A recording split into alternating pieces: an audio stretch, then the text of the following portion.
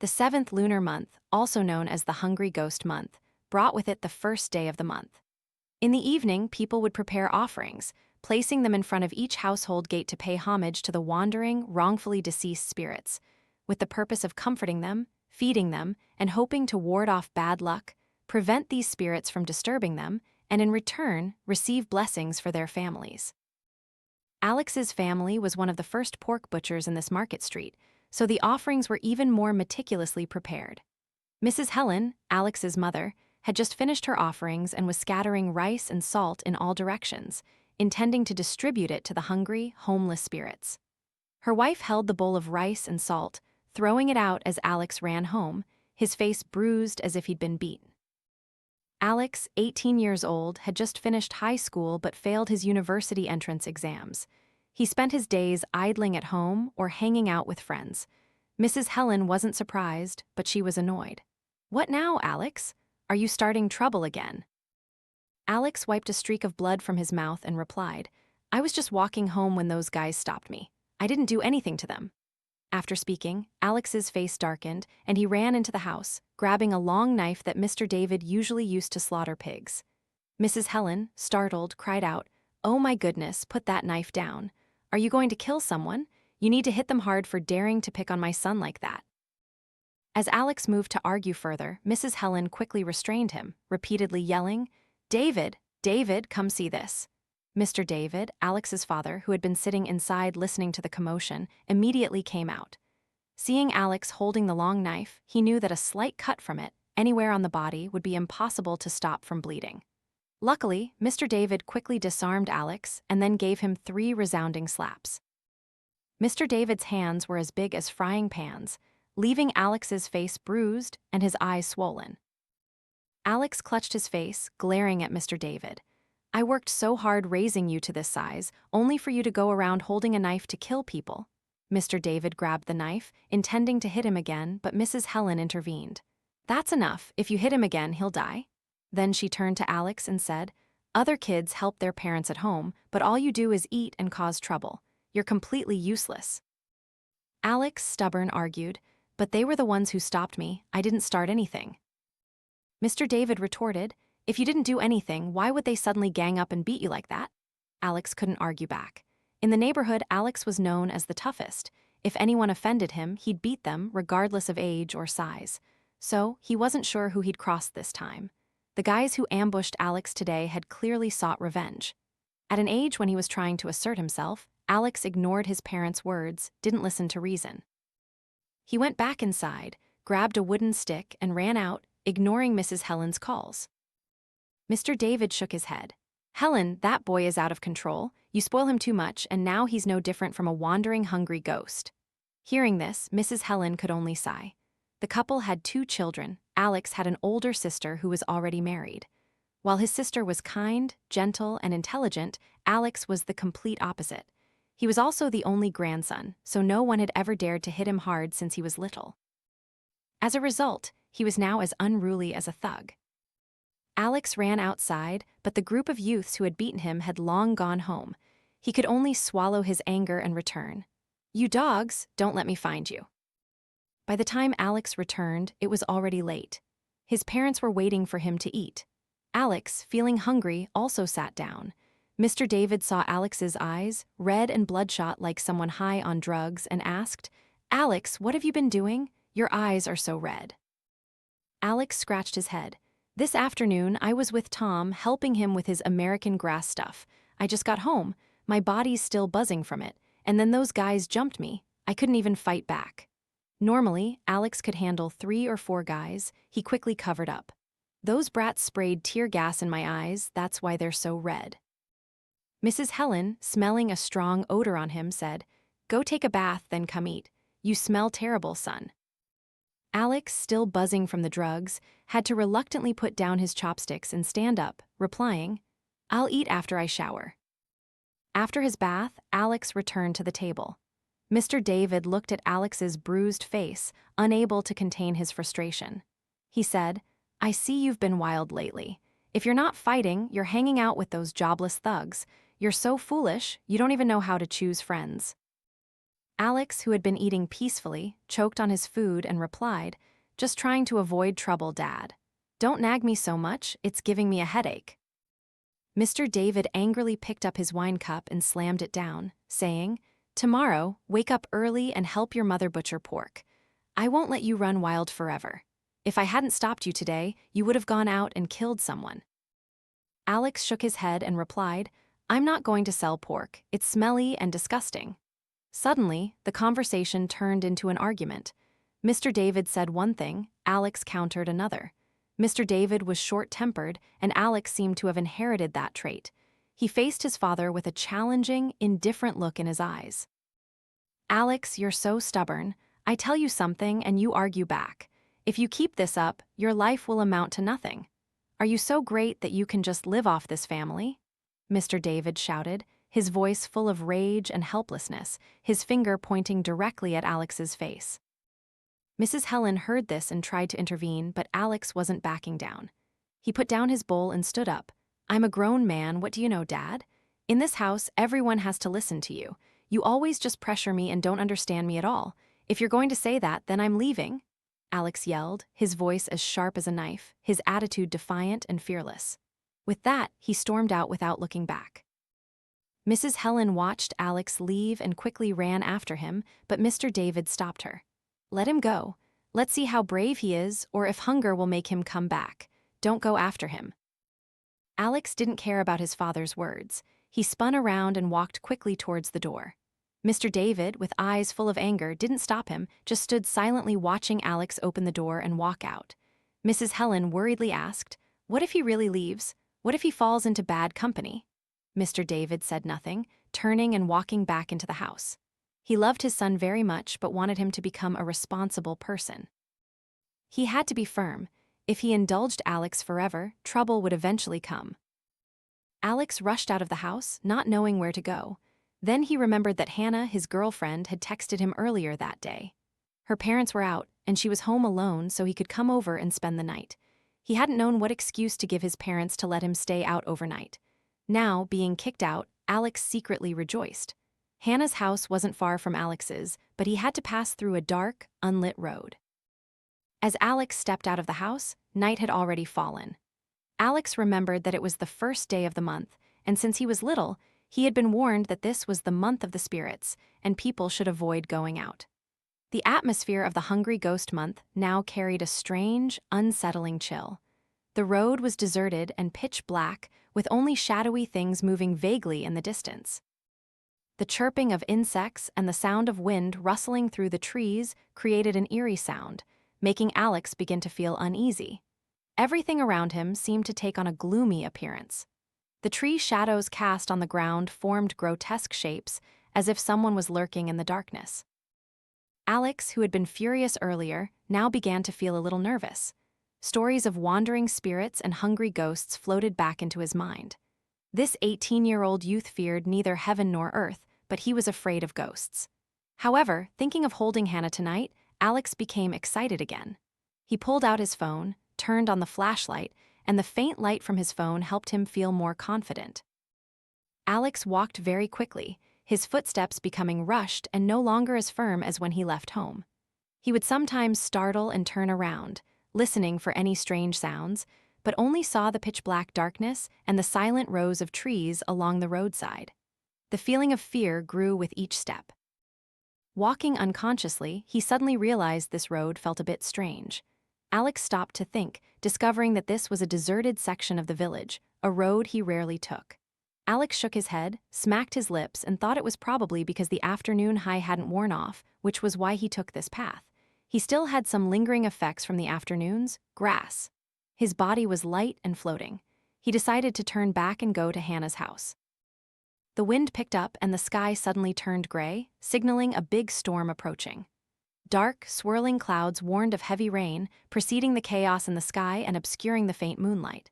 The wind began to blow strongly, gusting past Alex's ears like the wails of wandering spirits, sending shivers down his spine. He mumbled, "Why is it so dark? It was sunny just this afternoon, now it's turning to rain so quickly." The wind grew fierce, so strong that tree branches along the road were snapped, and leaves scattered everywhere, covering the ground. the rustling of leaves mixed with the howling wind and continuous lightning flashes. Each time lightning tore across the sky, the surrounding landscape would be clearly visible for a moment, then plunge back into darkness, like flickering ghostly images before Alex's eyes. The storm felt like a nightmare enveloping everything, making Alex feel small and helpless under the heavens. The rain began to fall, thick drops hitting the ground. Some even struck Alex's face, stinging painfully. In the intense darkness, he realized that life doesn't always go his way, and because of his arrogance, he was now wandering in the dark of night. Alex felt the rain was too heavy to continue. He thought, should I go back home? No, I just argued with my old man. Going back just because of the rain would be too humiliating. Alex yelled at the stormy sky, then ran wildly, searching for shelter. The wind and rain lashed at his face and body, making him stumble, unable to open his eyes. But in a flash of lightning, he suddenly saw a faint silhouette ahead. What caught Alex's eye was an abandoned house, hidden deep within a thicket of overgrown bushes. The house looked clean enough to provide temporary shelter for the night. Alex hesitated for a moment, but then a strong gust of wind broke a tree branch, almost hitting him. With no other choice, he decided to rush inside, hoping to escape the increasingly violent storm. The creaky old door groaned as he pushed it open, as if no one had stepped across this threshold in a very long time. Inside, the house was dark, cold, damp, and smelled of mold and decay. Everything seemed abandoned, with broken tables and chairs scattered across the floor, covered in dust and cobwebs. Wind whistled through cracks in the walls and windows, creating eerie and chilling sounds. Alex began to feel uneasy because abandoned houses here were usually gathering places for street gangs. Yet, this house was still completely intact. Alex, do you see now? If you hadn't been so stubborn, you'd be warm and safe at home right now, wouldn't you? He felt frustrated by his own stubbornness and that of his family, which had pushed him into this predicament. Light from the lightning outside shone directly in, illuminating strange shadowy figures in the house. Everything made Alex feel as if he was being watched. Although he had found a place to shelter from the rain, he was still restless. A creeping, chilling fear spread throughout his body, leaving Alex to stand there, trembling, listening to the storm roaring outside and the strange noises inside this abandoned house. In the dark, eerie gloom of the abandoned house, the only thing that helped him feel less scared was the light from his phone. However, unfortunately for him, the phone he was using was almost out of battery. That light would only last a little longer. His phone chimed with a message. The text displayed on the screen was from Hannah. 9 p.m., come over to my place, okay? Miss you. Hannah's affectionate message blinked briefly, then went out, leaving absolute darkness. Alex stared blankly at his phone, shaking it vigorously, hoping to coax out a last bit of light, but in vain. The battery was dead, and now the only light that helped him feel less scared was gone. Damn it! He hadn't even had time to reply to the message.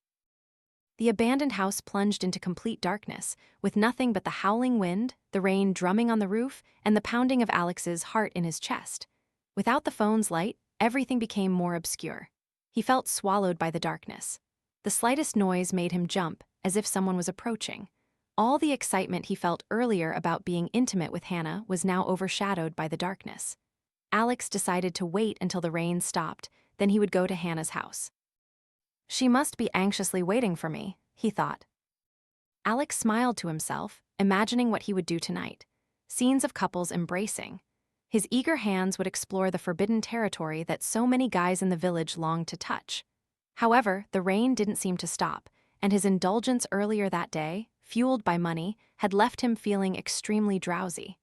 Alex leaned against the wall and soon fell asleep without realizing it, a silly grin on his face, dreaming of naughty things. People say, what you think about by day, you dream about by night. Sure enough, Alex dreamed he was lying in Hannah's room. A soft pink light from the night lamp made his body restless. Hannah wore a long nightgown with a white, transparent undershirt, so thin that he could see her lingerie underneath. Hannah's skin was miraculously white, her full, round breasts burgeoning with life, pressing against her gown. Alex walked over, holding Hannah's hand. She smiled shyly, saying nothing. Alex hesitantly, slowly approached, and in an instant, he was sitting directly beside her. He gently reached out and touched her. It was a cold sensation on her skin, so real that he didn't think he was dreaming. He didn't understand what the rain was doing, but outside, he kept mumbling breathlessly, "Hannah, I love you, Hannah." In a hazy dream, Alex felt a chilling draft pass over his skin. He stirred but didn't wake up. A strange feeling suddenly came over him, as if someone was staring intently. Alex sensed another person in the room. Then he felt a cold shiver run down his spine. Next to him in the dark house, a faint figure gradually appeared. It was a girl with long, flowing hair. Her hair fell down, covering her face. Her skin was as pale as snow, unlike living human skin. She was a female ghost. The female ghost silently lay down beside Alex, making no sound. Her pale face, with no pupils, was only partially visible through her hair. Her vacant gaze was full of longing. Alex clearly felt someone lying next to him, but he was too tired to get up and look. It felt like a dream. Suddenly, he realized that the person next to him was not Hannah, but the face of a woman staring at him. Alex was captivated by her ghostly charm. The girl wore a pure white slip dress. She was beautiful, even more beautiful than Hannah. Her smooth white skin, rosy red lips, and long black hair cascading down, covering her eyes, yet not obscuring her beauty. She was as beautiful as a girl from a folk tale. Alex suddenly startled. Her eyes, they were not the eyes a human should have, but a ghost's. Alex tried to get up, but he couldn't move. A wave of ghostly breath blew across Alex's face. The breath smelled like a putrid sewer, pungent and foul. Yet, Alex didn't pass out from the stench. Before Alex's eyes, Hannah appeared again. "Hannah, I'm here, waiting for you to come. Don't you miss me? Why aren't you hugging me?" Alex didn't realize if he was dreaming or awake, but being able to embrace such a beauty, if it was a dream, then he wanted it to last. The female ghost slowly took off Alex's shirt, then crawled down and took off his pants. Alex clearly felt something cold and clammy touching his private parts. Alex closed his eyes, biting his lip, feeling it. Alex was surprised. Why is Hannah so proactive today? Before, I'd beg and plead just for a kiss on the cheek. Alex's thoughts were thrown into confusion by the pleasure. He surrendered himself despite the confusion in his heart. A fierce craving, a passionate desire surged within him. He couldn't restrain himself before such a fiery body he had always longed for. At 18, he yearned to explore, yearned for new sensations. Alex quickly succumbed to ecstasy. Two bodies, one hot, one cold, entwined. He clutched her cold, strange back. Alex felt his mouth open slightly, a faint moan ripping through the dark night. His entire body felt as if something was being drained from him, like a part of his life being taken. After that, he gasped, his head slumped down, completely oblivious to his surroundings. The next morning, the sound of people talking woke Alex up. Looking outside, he saw many people pointing and staring at him. Alex woke up in a daze, his eyes scanning his surroundings. He was startled. Why does the house look different? Last night, Alex had sought temporary shelter in an abandoned house, but the house wasn't supposed to be this dark and ominous. The walls were covered in moss, crumbling, and mottled gray, like an old tomb. Two police officers walked in, seeing Alex naked, wearing only a small piece of cloth. They ordered Alex to put on his clothes, telling him to get up and dress. Alex suddenly remembered why he was naked like this and hastily put on his clothes. After dressing, Alex was escorted away by the two officers. As he stepped outside, Alex shivered and thought, why did I dare to step into this place last night? Were the events of last night not just a dream? He looked around the outside of the house, but Alex didn't have time to care because the crowd around him was pointing and laughing, making him furious. He was both angry and humiliated because some young men in the crowd had quickly snapped photos of him. These photos made him want to find a hole to crawl into to escape the shame. Some even recognized Alex, so they quickly ran to tell his parents. Alex was furious, his face dark. "It's ruined my reputation."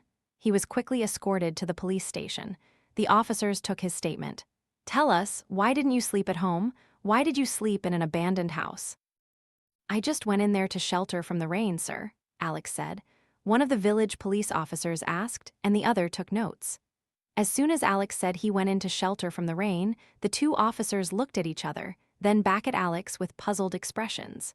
The officer continued, "You said you went in to shelter from the rain, but you took off all your clothes."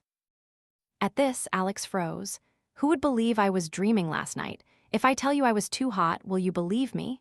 The two officers shook their heads, their faces serious, and said sternly, "Tell us the truth. Were you doing drugs in there?" Hearing "doing drugs," Alex jumped up, shaking his head.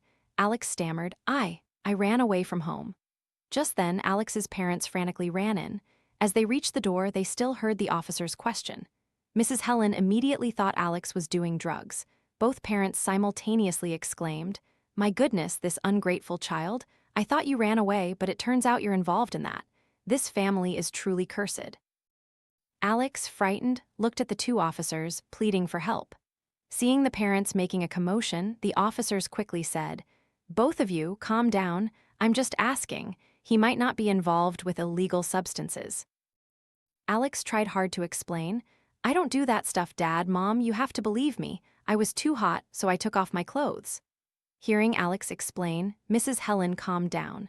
She had been selling at the market and heard that her son was found naked in an abandoned house and taken to the police station. She abandoned her stall and rushed with Mr. David to the station. After explaining, Alex was finally released, only receiving a warning for sleeping naked in an abandoned house and scaring the neighbors. As they left, Alex recounted, "Last night the sky was clear, there weren't even clouds, let alone a storm." A sense of confusion welled up in Alex's heart. Clearly, last night, Alex had walked while shivering his shoulders. Now, as if he had slept naked and caught a cold, both his shoulders were aching. Alex returned home. The sun was shining brightly. Mrs. Helen held an umbrella to shield Alex from the sun. As the two walked to the gate, Mrs. Helen said, "Alex, put the umbrella away so the wandering spirits don't follow you into the house. What Mother says is true, be careful not to suffer." Just as she finished speaking, the umbrella suddenly snapped open, flying around a few times before breaking off the handle, falling to the ground. Mrs. Helen's hand, holding the umbrella, was suddenly empty. Seeing the umbrella scattered on the floor like a bad omen, and being a spiritual person, she was sure something had happened, but she didn't know what. She rushed to the altar, lit incense, prayed, and mumbled. Alex looked at his mother, thinking she was too superstitious. He shook his head, picked up the umbrella, and closed the door. Suddenly, Alex felt both his shoulders were very heavy. He thought it might be due to his tired body. Not thinking much, he went upstairs to his room. Upon reaching his room, Alex plugged in his dead phone. A moment later, the phone came to life, immediately chiming continuously with messages and over a dozen calls from Hannah. Alex suddenly remembered he had stood her up and quickly called her. "Hello, Hannah. I'm so sorry, I really wanted to come last night, but the rain was too heavy." "Rain? Who would believe you? Ask anyone in this whole village if it rained last night." "But I'm telling the truth, you have to believe me." "Believe you? I can't believe I fell in love with a high-as-a-kite guy like you, sleeping naked in an abandoned house. Everyone in this village is talking about it. Don't call me anymore, you're embarrassing your parents too much." Alex tried to explain, but no one believed him, making him frustrated. After Hannah called to break up, Alex angrily complained, "Your dad buys you phones, dresses, makeup, all sorts of things. If your feet hurt, your dad carries you to a motel, but you still demand a motel with a love seat. Your dad just bought a bottle of perfume to give you here." He rattled on, but Hannah only replied with one short sentence, "Keep all that stuff for yourself. We're breaking up, hello. Don't hang up on me." Hannah's call to break up was abrupt. Alex's naked photos had quickly spread on social media. Now Alex was labeled as a drug-addled youth caught sleeping in an abandoned house. He didn't know where to hide his shame. Then, Alex recalled his dream from last night. Everything had felt so real. Alex angrily threw his phone on the bed and mumbled curses. "Damn it, what kind of grass did I smoke? I'm still feeling high even at night." A putrid smell, like dead rats, reached him. He sniffed around the room but found nothing. It turned out the smell was coming from his own body. Alex then remembered that he had lain on a dirty floor all night. Perhaps the smell had transferred to him. He grabbed some clothes and went into the bathroom, hoping to quickly wash away the stench and the itchy grime. A female ghost, who had been following Alex and heard everything, smiled silently. Inside the bathroom, Alex took off his clothes and looked at his body in the mirror. Alex was startled and terrified.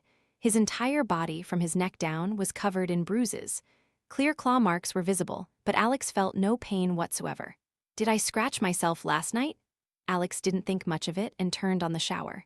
He stood under the warm spray, letting the water wash over him, carrying away all the dirt. He closed his eyes, feeling the warm water spreading over his body. Steam rose, fogging up the mirror on the wall, creating a hazy screen in the bathroom.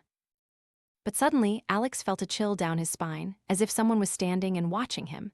He opened his eyes but saw nothing else. Alex closed his eyes again and began to rub soap all over his body. As Alex bent down, a white shadow appeared in the mirror. When Alex stood up straight, he saw a dark shadow flash across the mirror. Alex jumped, splashing water, and stared directly into the mirror, quickly wiping away the water clinging to its surface. The shadow was gone. Only water droplets remained on the glass. Alex frowned, looking around, but only saw the wet walls and familiar objects. Alex turned back to face the mirror once more. The hazy steam on the glass gradually dissipated, and then, right before his eyes, the shadow slowly appeared again. Standing silently behind him was the figure of a person with no face, just a faint white shadow covering its entire face. That person stood watching Alex, motionless. He frantically turned around, but behind him there was only emptiness. Alex's whole body tensed, a tingling sensation running down his spine. Suddenly, Alex clearly felt someone breathe cold air into his ear. Alex startled, grabbed a towel, wrapped it around himself, and rushed out, screaming, "Mom, Dad!" Alex's parents, hearing the noise, quickly ran up, their faces filled with worry. Mrs. Helen was the first to open the door, her eyes wide with panic, seeing Alex standing there, soaking wet, trembling, and utterly bewildered. Alex stood before the bathroom door, his eyes wide with terror, staring intently at the mirror where the faint shadow had just disappeared. His breathing was rapid, cold sweat pouring out, even though he had just taken a hot shower. "What's wrong, son?" Mrs. Helen asked, her voice laced with concern. Alex turned to look at his worried parents. At this moment, if he told them he had seen a ghost, they would probably send him to a mental hospital. So he lied, "It was just a gecko, Mom. I was showering and it jumped on me." Mrs. Helen shook her head and walked back downstairs. Only Mr. David looked at Alex. He asked, "Why are your arms and legs all bruised, son?" Alex looked at his limbs. He had been beaten by the youths yesterday, but these injuries were definitely not caused by them. He didn't know where they came from. Alex quickly concocted some reason to reassure Mr. David. That day, Alex didn't leave the house. He was upset and ashamed. His photos had appeared in all the local social media groups with captions like "drug-addled youth sleeping naked in an abandoned house." He was both humiliated and heartbroken by his girlfriend breaking up with him. He had no mood for anything. He threw his phone aside and played a few games on his computer. When he got bored, he went to bed. He reached for the AC remote to turn it off. He felt cold, but the AC wasn't even on. He mumbled, "What the heck? Why is it so cold?" Alex thought it was because the window was open, and the wind from the 7th lunar month was blowing in, making it a bit chilly. He pulled the blanket up, covered himself, and went to sleep. In the dead of night, a silent figure appeared next to Alex. Alex felt footsteps in the room, light and quiet. He thought it was his mother coming up to check if he was asleep. Alex felt the footsteps gradually approach his side. He thought his mother felt he was cold and had come to cover him with a blanket. The footsteps stopped at the head of Alex's bed. She didn't say a word, just leaned her head with her tangled hair closer to his face, slowly and deliberately, as if checking if he was asleep. Alex mumbled, "Go away, Mom, I want to sleep." Perhaps because he was sleepy or he spoke too softly, she didn't hear him. She continued to lean closer, and this time her entire face came closer. Alex felt his mother's cheek, icy cold, as if she had just bathed. Her stiff, messy hair brushed against his face, making him feel both ticklish and uncomfortable. He repeated his words, this time a little louder. "Mom, I'm so tired, Mom. Please go away, let me sleep." Hoping his mother would hear, Alex suddenly felt a strange tingle. She continued to lean even closer to his face, to the point that he had to turn his head to the left.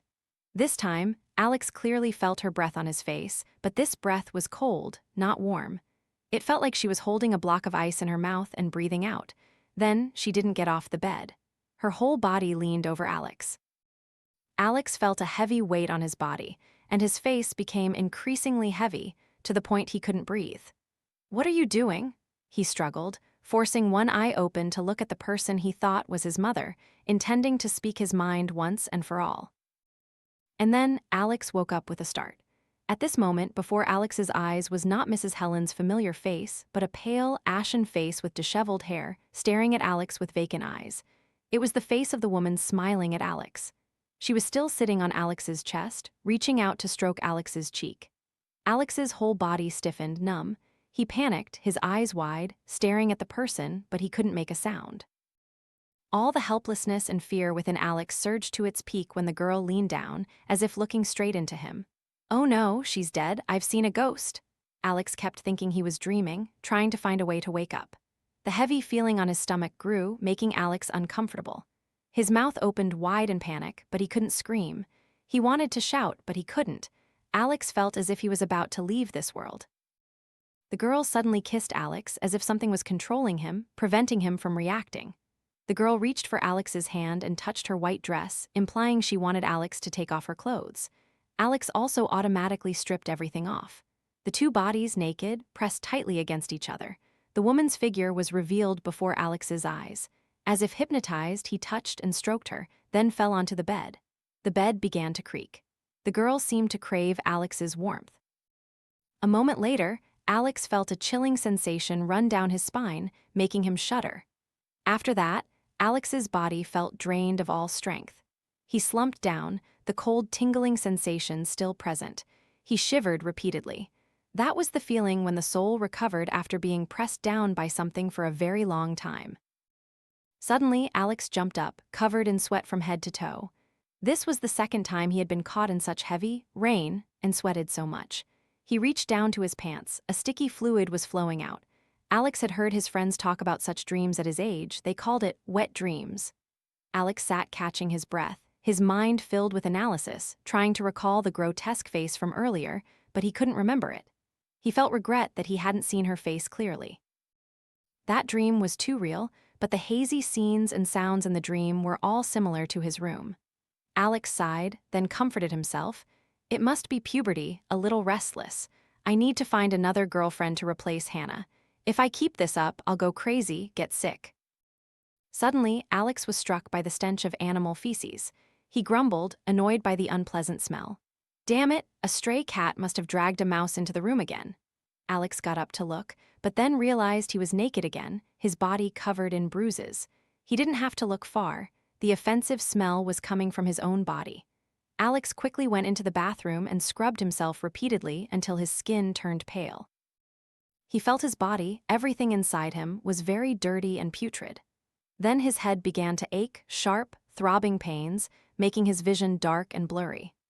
From the moment he returned from the abandoned house, Alex always felt dizzy and had a throbbing headache, occasionally twitching, but Alex didn't pay much attention, thinking it was just the aftereffects of the American grass. Downstairs, Mr. David was drinking water. He looked at Alex and asked, "What have you been doing? Your face is so pale and ashen. Are you sick? You look so haggard." Alex's body still felt normal, but when he saw himself in the mirror, he was startled. In just one night, he looked as if he had aged 10 years. Alex was rarely sick, but when he did get sick, it was always very serious, so he felt a little worried. "I feel fine, Dad, but your face looks awful like that. You should go get checked. You could be sick." Alex heard his father and thought there was some truth to his words. Perhaps the sudden bruises had no clear cause. He went to the clinic and described his condition. After a thorough examination, the doctor said, "It's possible you're suffering from sleepwalking. People who sleepwalk are often unaware of their actions in their dreams. You might injure yourself. So what should I do now, doctor?" The doctor replied, "This could be due to your lifestyle. Live a healthier life and avoid stimulants." Then, the doctor gave Alex some topical creams and supplements to help him sleep better. Alex returned home. Mrs. Helen had closed her stall early today and was waiting for him. "What did the doctor say?" she asked. "I'm fine, Mom. I just have sleepwalking. Nothing serious." "Oh, that's good. You had me so worried." After saying that, Alex sat down to eat. During the meal, Alex asked, "Mom, you always talk about ghosts. Have you ever met one?" "Why are you asking that all of a sudden? It's the Hungry Ghost Month. I'm just a little curious." "Well, I've never met one, but your dad has dreamt about them." Mrs. Helen turned to Mr. David. "Did you ever dream about being chased by pig ghosts? A herd of over 10 of them, all fierce and bloodshot. Your mom went to consult a psychic, and the psychic said it was because I slaughtered too many pigs, that's why I dreamt that. I didn't care much. I just thought about it during the day and dreamt about it at night, that's all. I've never seen one." Alex sighed, thinking, he didn't see one, which means there are no ghosts. Science has proven there are no ghosts or demons in this world. Just relax and stop worrying and you'll be fine. However, after that incident, Alex began to show strange symptoms. He clearly ate a lot, but his body became thinner and thinner. He was a young man with broad shoulders and strong biceps, but soon he lost 45 kg. His eyes were dark and hollow. Mrs. Helen worried that after that humiliating incident, Alex might be brooding. "Son, don't mind what people say. If you're bored, just ignore it. You don't have to think too much. Or are you heartbroken, son?" Alex shook his head and said, "I don't care about that. Let them say whatever they want." "But Mom sees you just staying cooped up at home all day. Before, when you went out drinking and partying, you'd come back looking fresh and chatty. But lately, you look haggard and pale. Mom is very worried." It was true that lately, Alex didn't want to leave the house. It wasn't that he didn't want to go out, but because of the strange events happening around him that Alex couldn't explain. At night, a figure quietly opened the door and walked out. Mrs. Helen looked out and saw Alex leaving the house. "It's the hungry ghost month, come back early?" Alex didn't say anything, just quietly walked out, leaving Mrs. Helen confused. Why is this boy acting so strange? But she didn't know Alex was sleepwalking. Beside Alex, a ghostly voice whispered, "Let's go play, my love. Let's go play." When Alex woke up, his legs were sore as if he had just walked a long distance. His feet were covered in mud. "Alex, when you come home, wash your feet before coming inside. You're a grown man, stop acting like a child. This mud is everywhere." His mother's voice echoed from downstairs. Alex startled. "I didn't go out anywhere last night. Why are my feet covered in mud? Am I sleepwalking?" Alex used his phone to look up symptoms of sleepwalking. Sleepwalkers can perform familiar actions, opening doors, walking, even driving a car, without being fully aware of what they're doing. Sleepwalkers can leave their homes and perform dangerous actions without realizing the risks. In many cases, sleepwalkers will automatically return to bed and continue sleeping without any memory of the event. Alex mumbled the words, convinced that he was sleepwalking. So that night he didn't dare to close his eyes, fearing he might unconsciously go somewhere. At night, Alex felt even more tired. His headache seemed to worsen. The room became dark, cold, and frightening. Alex tried to fight off the sleepiness, but eventually he succumbed. Alex fell asleep without knowing when. In his dream, Alex again dreamed of that girl having sex with him. Her body exuded a light fragrance. Alex felt this scent was familiar, as if he had smelled it before. But Alex realized he had been doing this continuously all night, once, twice, constantly. Alex felt his body getting weaker and weaker. He was determined to push her away. "Who are you? Why are you doing this to me?" Despite Alex asking, she continued to take off Alex's clothes, but this time, Alex fiercely resisted. Alex wanted to see her face clearly. Her long, black hair was disheveled and messy, covering part of her face, making her even more mysterious and frightening. Alex clearly saw the female ghost's face. Her eyes were blank white, her skin pale, completely devoid of color, creating a gloomy appearance. "Oh no, I've been haunted," Alex yelled, trying to push her away, trying to run, but his heart pounded, his legs trembled, he had no strength to run. She looked at Alex with an angry expression, then reached out and grabbed Alex's neck, squeezing. "You're mine now, you're dead for sure. Mom, save me."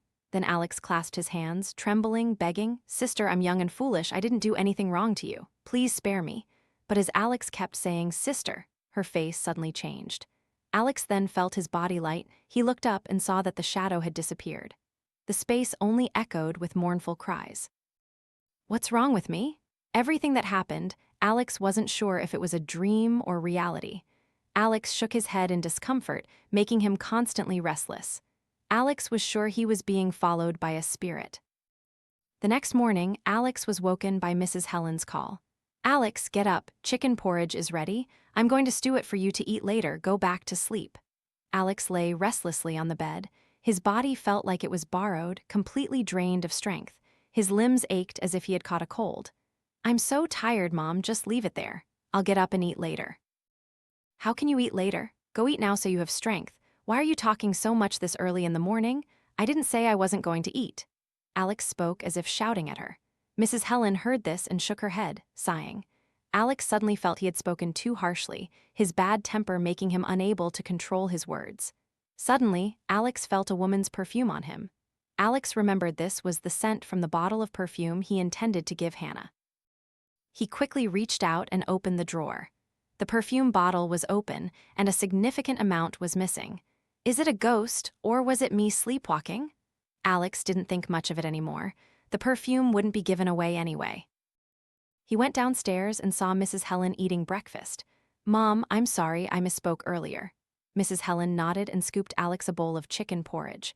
"Here, eat now to regain strength. How's your health now? I told you to sleep early, but you stayed up late. Now you're sleeping until morning." Mrs. Helen looked at Alex with a puzzled expression. "Did Mom see a ghost? For the past few nights, you've been leaving the house in the evening and only coming back in the morning. When I called you, you just kept going. Last night, you didn't sleep at all, making a racket all night. When you came to my door, you just kept quiet like that. Is Mom lying to you?" Alex looked at Mrs. Helen's expression and worriedly bowed his head. "I must have been dreaming strange things, that's all." Alex ate the porridge and pondered what his mother had said. Alex then asked, "Mom, did you go into my room and use the perfume I just bought?" "I was at the market all day selling. Where would I have time to go into your room? And who did you buy perfume for?" Alex shook his head, saying nothing. He quickly finished his porridge. Mrs. Helen looked at Alex, guessing something was bothering him. "Lately, you've been acting strange, talking about strange things. Whatever it is, you need to tell Mom right away." Alex heard that and asked, "Mom, do you believe people can be haunted by ghosts?" "Why are you asking that all of a sudden? You used to stay out all night from dusk till dawn, never afraid of ghosts. Honestly, Mom thinks you're acting strange." Alex mumbled in a low voice, "I'm just a little curious because my friend Tom has been haunted by a love spirit, a ghost following him, so I'm asking." In reality, there was no such friend. Alex himself was facing this problem. Mrs. Helen looked at Alex, half believing, half doubting the haunting story. "Oh, you want to hear me tell stories now? I have to go to the market to sell things now. You finish eating and wash the dishes for Mom. Your dad will be home from work soon and we'll eat." Alex nodded, took the dishes, and went to wash them. He went back to his room, his mind filled with thoughts about whether he was really haunted.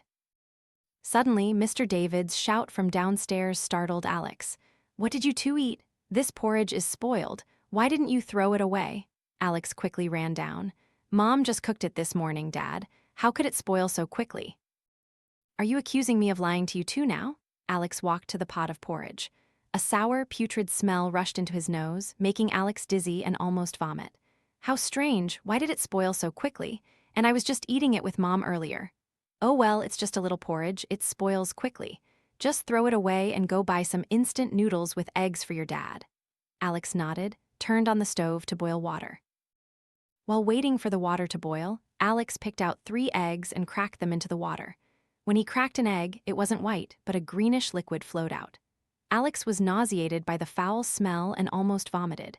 Mr. David saw this and was furious. "Damn it, another spoiled egg. Your mom dares to sell spoiled eggs to us. Just make the noodles without eggs. I'll go throw this in her face." "No need to go, Dad. I'm already disgusted by the smell of spoiled eggs."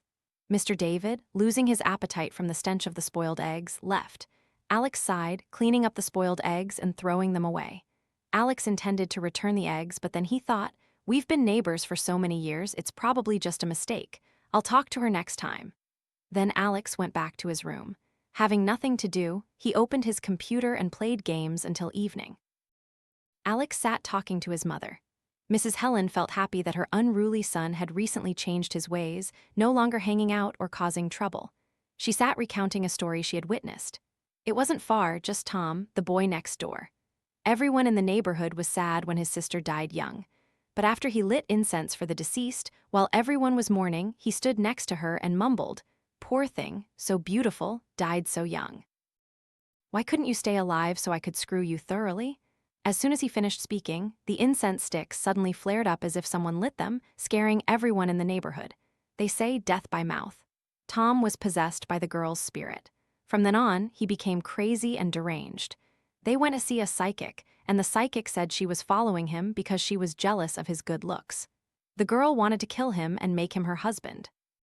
His family had to spend a lot of money to perform a ritual to break the karmic bond, and only then did he calm down, but he's neither sane nor completely gone. He's just not right. Alex heard this and turned pale. Mrs. Helen continued, "It's the hungry ghost month, and you keep going out at night making Mom so worried. You have to be careful, son. When you go to bed, put some garlic and ginger under your pillow and put a knife at your bedside. Those evil spirits won't dare to do anything. Alex began to believe, feeling genuinely haunted. I'm young, I want to live and play, I can't die so senselessly. Before going to bed, Alex carefully placed garlic under his pillow and put the knife he used to slaughter chickens at his bedside. Alex was confident that with these things, the female ghost wouldn't be able to do anything to him. Alex turned off the light and went to sleep. Darkness and silence gradually enveloped the room. The female ghost's figure slowly appeared. She stood at the head of the bed, silently observing. The shadow leaned closer to Alex's face, exhaling a cold breath. Alex clearly felt her presence in the room, with absolute confidence in the things he had prepared. However, Alex was startled when the female ghost kissed Alex's cheek. An icy, creepy sensation ran down his spine. Alex tried to lie still, pretending to be fast asleep. A ghostly voice echoed, "Alex, I know you're not asleep. Let's talk." Alex panicked and reached for the knife on his bedside, but his hand searched and searched, finding nothing. Just then, the garlic disappeared without a trace. "Alex," the female ghost said, her voice filled with longing. Alex, at this point, was so scared that he nearly wet his pants. His face turned ashen. The female ghost held the knife to Alex's throat, and with one hand she lifted Alex's neck. Alex tried to scream, but his throat was constricted. The female ghost, with one hand holding the knife to Alex's throat, used her other hand to force garlic into Alex's mouth. Alex helplessly thought, Mom, you've killed me." What's a ghost afraid of garlic for? She's putting a knife to your son's throat and forcing garlic into his mouth. This time, he's really going to become a ghost, the female ghost said, but her mouth didn't move. Her voice sounded as if it came from a distant place, reaching Alex's ear. "Alex, I love you so much, don't be cold to me," Alex cried, his eyes pleading. He shook his head vigorously, his mouth already so full of garlic that there was no more room. Alex began to feel difficulty breathing. His body started to weaken. He knew he was about to become a ghost. "Dad, Mom, I'm sorry, my life is over." Just when Alex was about to die, a stinging slap woke him up. It turned out Mrs. Helen heard a commotion upstairs and went to check. She knocked on the door repeatedly, but Alex didn't answer. While he was fast asleep, she clearly heard strange muffled sounds from inside, like someone choking. Worried, she quickly opened the door. In the dark room, she clearly saw a short woman's shadow pressing down on Alex. Mrs. Helen quickly turned on the light, but the shadow immediately disappeared. She only saw her beloved son with his mouth full of garlic and a small cut from the knife. Mrs. Helen quickly called Mr. David upstairs. Seeing this scene, he immediately slapped Alex. A moment later, Alex woke up in a daze, spitting out all the garlic from his mouth, gasping for air as if he was about to suffocate.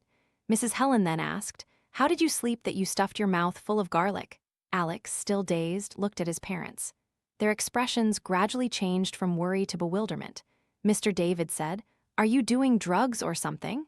Mrs. Helen's eyes were full of concern, but she couldn't hide her confusion.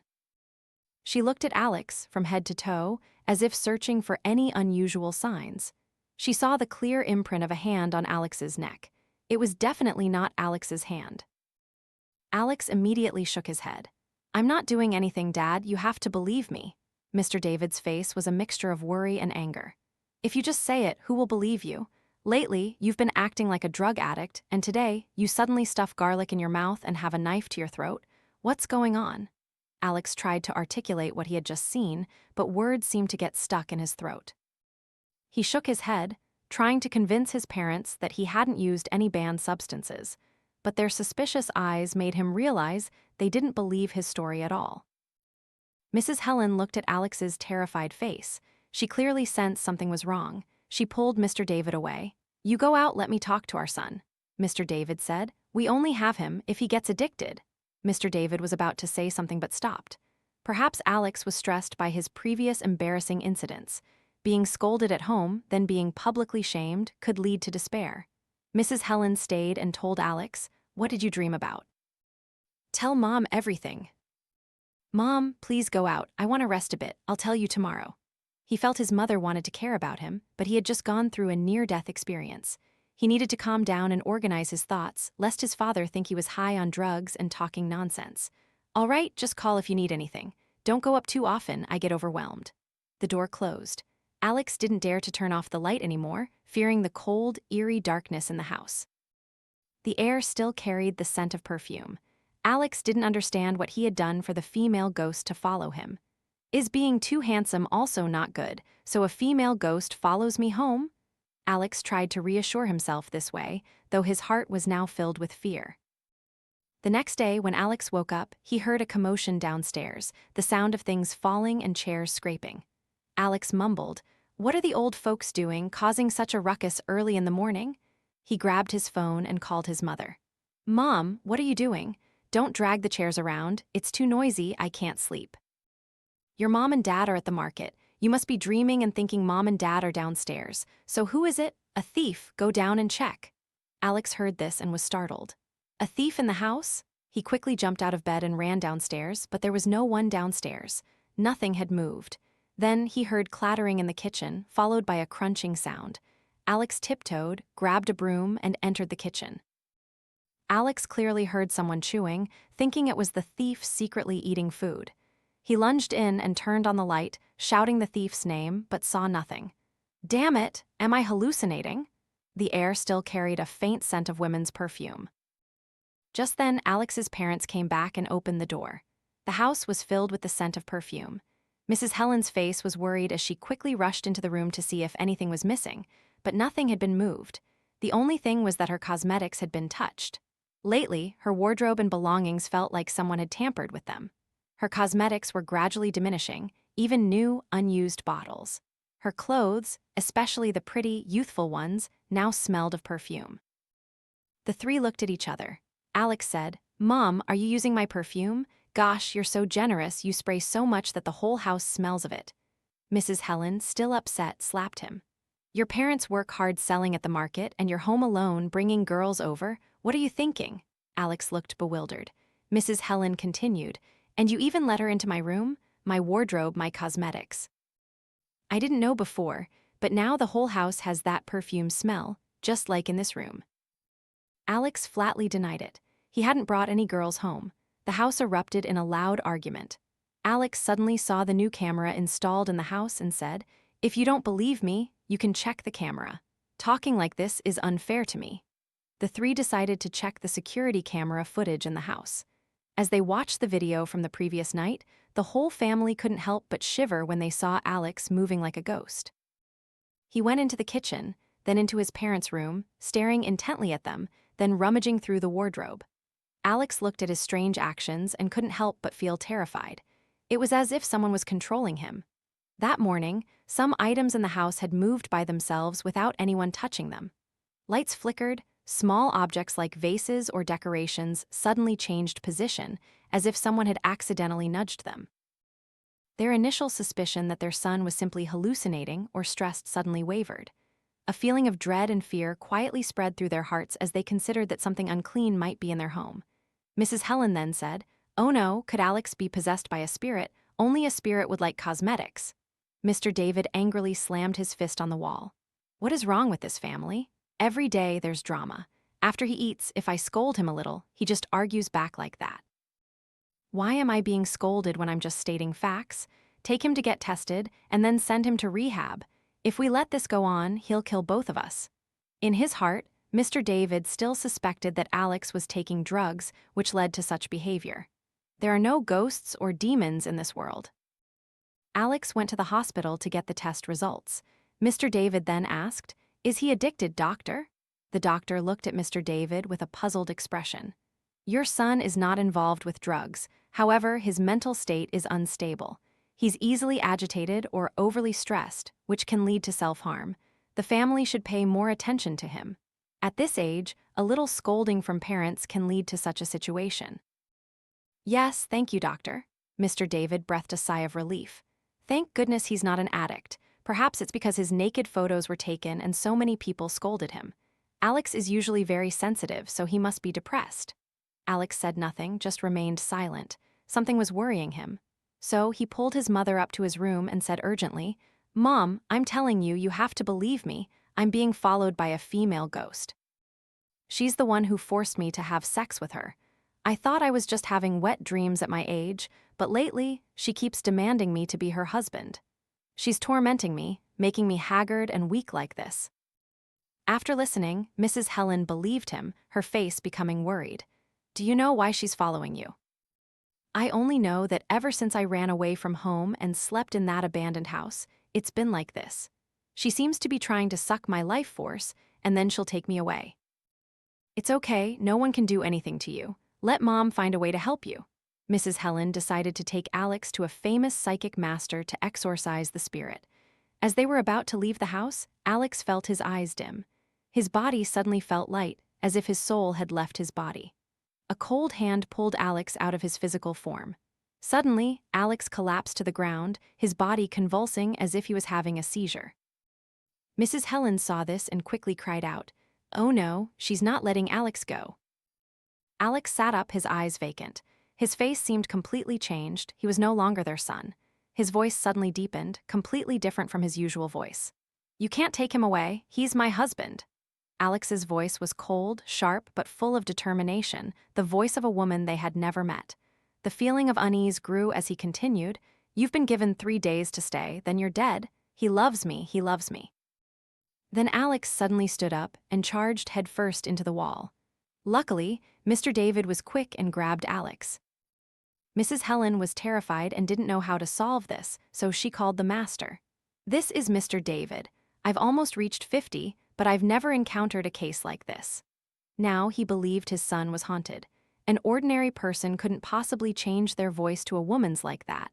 Mrs. Helen asked Mr. David to hold Alex while she went to get a thorny whip. Mr. David, who used to easily butcher pigs, now found it difficult to hold down an 18-year-old youth, possessed by a spirit, making him weak and haggard. He worried the spirit was strong. At this moment, Alex was growling like an animal. "Dad, let me go. I want to go. I want to be with her." Mr. David knew this was not his son's voice but the female ghost's. A moment later, Mrs. Helen returned with a thorny whip. The phone was still connected to the master. "Hit its shadow, keep hitting it." Mrs. Helen immediately took the thorny whip and lashed it forcefully at the floor. Surprisingly, Alex reacted as if he was being hit, screaming in agony several times. Red welts appeared on his body as if he had been whipped. The master's voice was still stern. "Hit him hard, Helen, to save our son?" Whatever the master said, they had to obey. They continued until Alex passed out, but the ghost was still there, in Alex's body. They carried Alex to see the master. On the way, they constantly recited the Maha Karuna Dharani, Great Compassion mantra, to suppress the spirit. Mr. David, at this point, was exhausted and pale with fear. Mrs. Helen quickly called a taxi to take Alex. The master's house was in Bavai, a 30-minute drive from Alex's house. This master was named Kai, a renowned psychic. He never advertised his powers, but people sought him out because of his reputation. Mrs. Helen knew why. After performing a ritual, her family was safe. Upon arriving at Master Kai's house, his disciples were already waiting. When Alex was carried inside, Alex began to sob uncontrollably. This was not Alex crying, but the female ghost. Master Kai then sighed, "It's a karmic bond." He looked at Alex's condition. "She's been following him for a long time, and they've even slept together. He's almost gone, Master." "What should we do, Master?" Master Kai told his disciples to bring the Maha Karuna Dharani and place it next to Alex. Alex seemed to struggle with the mantra, his head crying out in pain. A moment later, Alex laughed hysterically, his eyes darting around. Master Kai spoke sternly, "Which spirit is before me? Please state your name and age. Why are you in my house without an invitation? I am the host here, and I have the right to ask. If you don't speak, I will find a way to make you speak." The spirit said, with the voice of a girl, "I don't know what you're trying to do. This is my husband. I want to marry him." Master Kai then replied, "Love needs consent from both sides. If both of you are not happy, then don't try to harm someone to achieve your goal. You know that doing so will lead you to become a hungry ghost. How long have you been following this person?" "I don't know this person. Then, on the first day of the Hungry Ghost Month, I saw this person, handsome and compatible, wandering around. So I created the illusion of a storm and rain for him to come into the abandoned house to take shelter. He loved me, so he slept with me. I made him happy. Why do you want to break us up?" After speaking, Alex stood up, hitting tables and chairs, running wildly, trying to bang his head against the wall. Luckily, the disciples stopped him. "Love? You call this love when you want to kill someone? Why do you want to kill him?" Alex then cried, saying, "He abandoned me, he wouldn't have sex with me properly. He felt disgusted by me, so he really wanted to kill me." Alex then nodded. "Only then can we be together forever." Mrs. Helen, next to him, cried and pleaded, "Please, miss, he's my only son, my descendant. He has no grievances with you. If you want to take someone, take me. Please spare him." Alex continued to wail, not listening. "He disgusts me. He finds me smelly. I used perfume. I did everything to please him. He even took me out to play." The female ghost began to recount the things Alex had done for her. All of that was just the female ghost controlling Alex to do the things Alex used to do for his ex-girlfriend. Master Kai then said, "But what has happened until today is what you, the spirit, chose to do without anyone telling you to. From the spirit's perspective, taking a human life is wrong. Humans and spirits cannot be together. Will you abandon him then? I am lonely and homeless with nowhere to go. Can you let this young man go? If you do, I'll find you another husband and give you a house and car to live in. I don't want to lock you up or beat you." The female ghost stood thinking for a moment, clearly knowing that Master Kai was very powerful. She saw a divine being beside him. If she caused too much trouble, she would be beaten until her soul was shattered. The female ghost nodded and said, "Give me a husband, and a house, a car, and offerings? Yes. You must choose a handsome husband, like this young man. There will be a spirit possessing a human body, but not well, causing the soul to leave." Kai took a thorny branch, dipped it in water, and sprinkled it on Alex's face.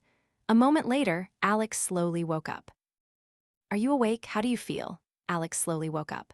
"I was just standing at home, and now I'm here. Mom, Dad, why am I here? I don't remember anything." Master Kai then explained, "Your life force was weak, and the spirit obscured your vision from the first day of the month. She tried to make you have sex with her, but your heart was strong, so those spirits couldn't blind you to the point of making you follow her home and try to kill you. If she had killed you, you would have suddenly had a wife, but you wouldn't have been able to enjoy her in the flesh." Alex now understood. "If you hadn't lost your virginity that day, you wouldn't have been possessed to this extent." Alex was ashamed. "All right, go home and cultivate your mind.